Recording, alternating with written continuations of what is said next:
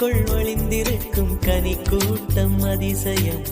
வண்ணத்து பூச்சி உடம்பில் ஓவியங்கள் அதிசயம். துணை செல்லும் காற்றும் மெல்லிசையாதல் அதிசயம்.